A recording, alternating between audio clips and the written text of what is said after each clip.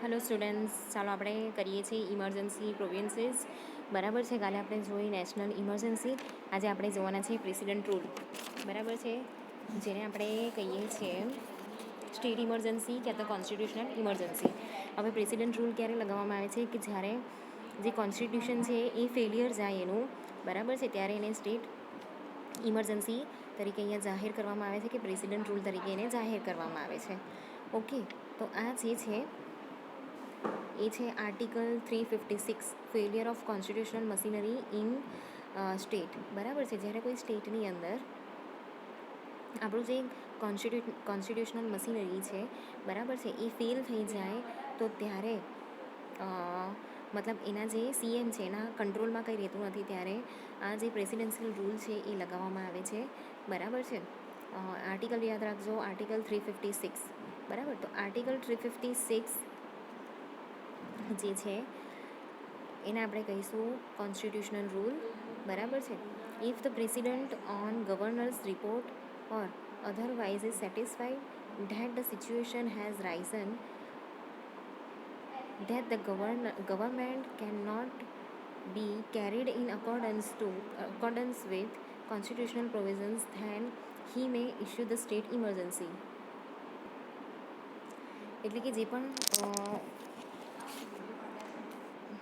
President છે, બરાબર છે, on governors report or otherwise is satisfied that the situation has arisen that government can not be carried in accordance with the constitutional provisions.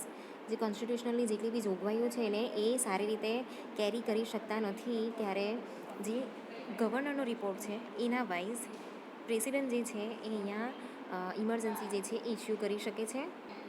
એના પછી છે કે president can declare emergency either by the report of the governor or he himself is satisfied that the situation is such that a emergency has to be imposed. એને એવું લાગે કે ભાઈ emergency જે છે એ લગાવવી જ પડશે, ત્યારે અહીંયા આ સ્ટેટ ઇમરજન્સી લગાવવામાં આવે છે, ક્યાં તો પછી ગવર્નરનો રિપોર્ટ છે એના પરથી ઇમરજન્સી ડિક્લેર કરવામાં આવે છે. But at times, the president may declare an emergency when a report is not received from the governor. બરાબર છે. તો એવી પણ એવી કન્ડિશન છે કે ગવર્નરનો રિપોર્ટ માની લો કે નહીં આવે તો પણ જે પ્રેસિડન્ટ છે, બરાબર છે, એ અહીંયા ઇમરજન્સી ડિક્લેર કરી શકે છે. This was done by president Venkataraman in 1991 in state of Tamil Nadu, even though he did not receive a report from the governor. બરાબર, એવું એકવાર થયું છે.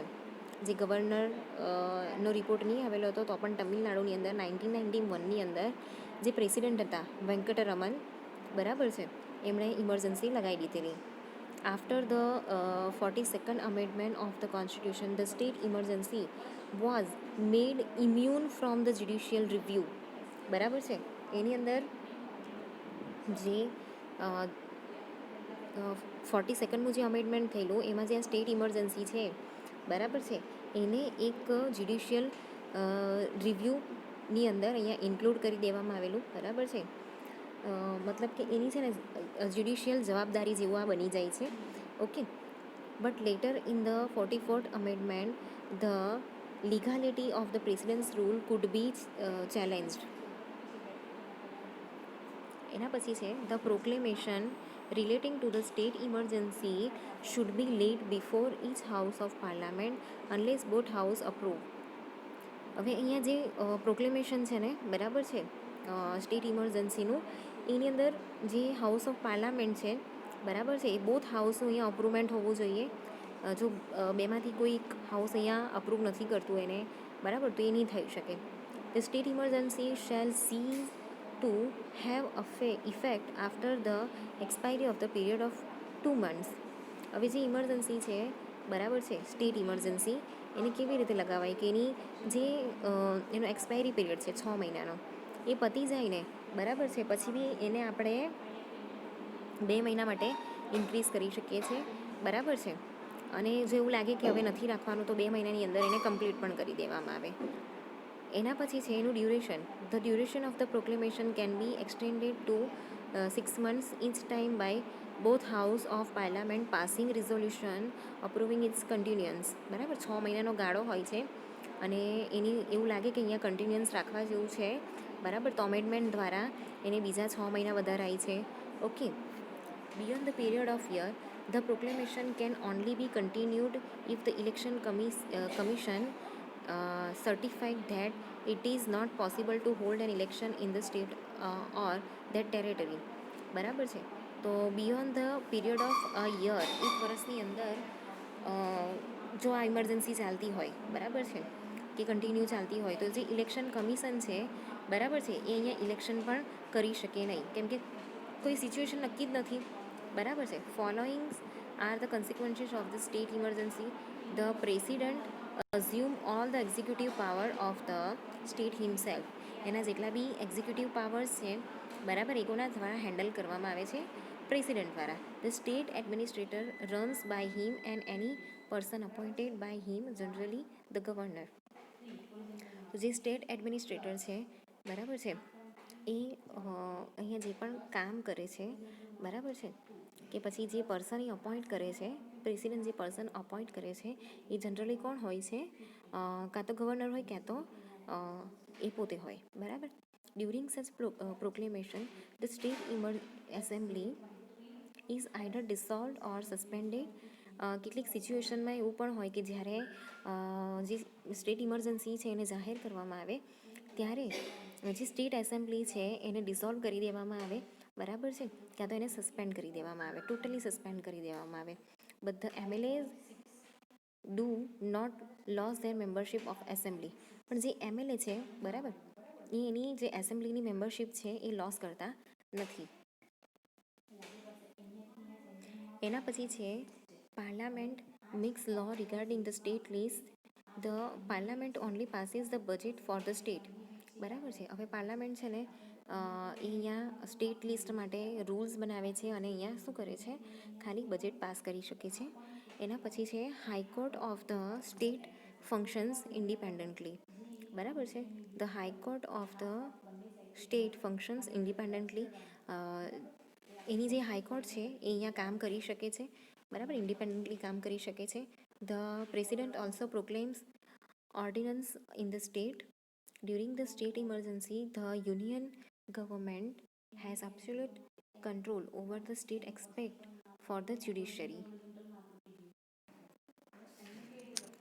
તો ડ્યુરિંગ ધ સ્ટેટ ઇમરજન્સી જે યુનિયન ગવર્મેન્ટ છે, બરાબર છે, એનો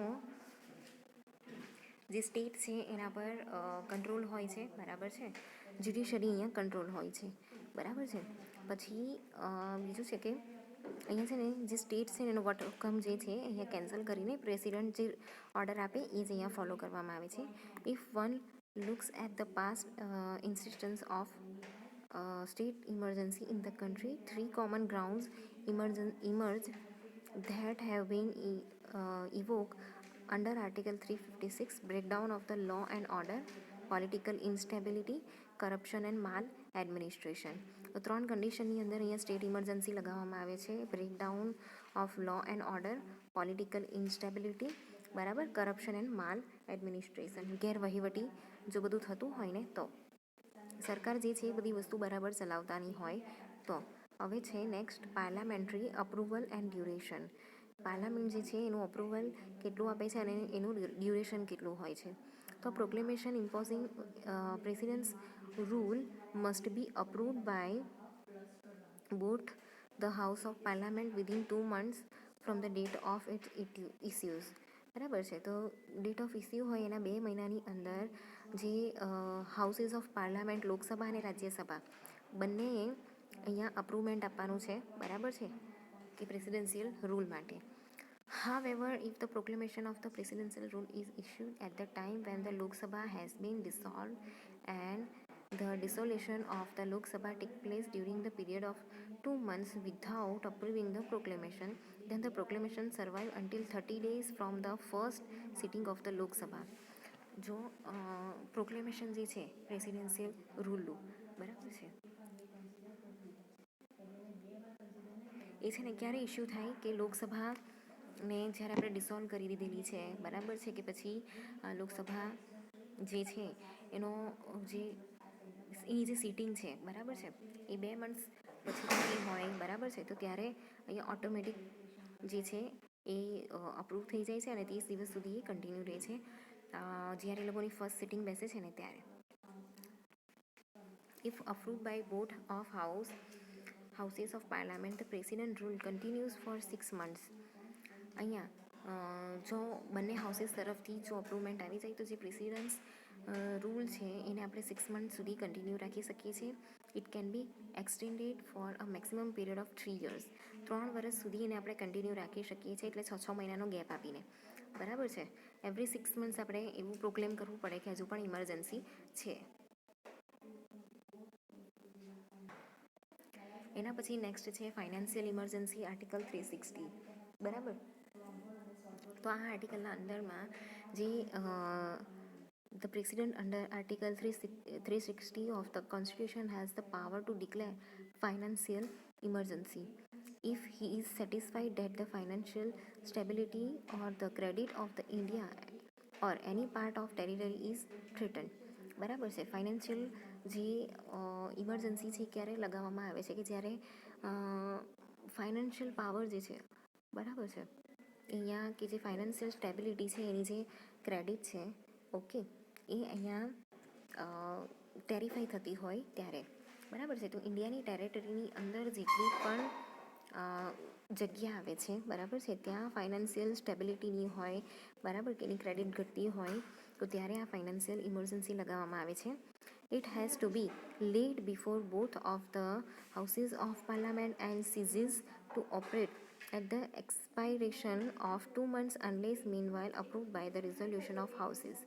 બરાબર. તો અહીંયા લોકસભા અને જે રાજ્યસભા છે બરાબર એ બંને જે છે એનું અહીંયા અપ્રુવલ જોઈએ છે. બરાબર છે. Duration of the operation of financial emergency, the executive authority of the union extend to the giving of direction to any state to observe certain specified canons of financial priorities and such other direction that the president may find necessary.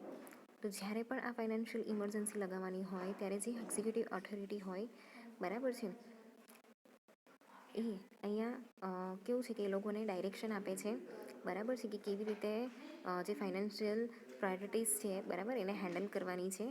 The direction may include reduction of salaries or allowance of those serving a state.